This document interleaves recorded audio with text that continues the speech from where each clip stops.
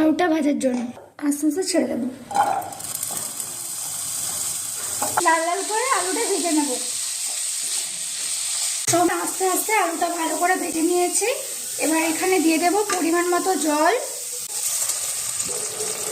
স্বাদ মতো লবণ দিয়ে দেবো। যেহেতু ঝাল ঝাল হবে সেজন্য লঙ্কাগুলো দিয়ে দেবো। এবার ঢাকা দিয়ে এটাকে ভালো করে সেদ্ধ হতে দেবো।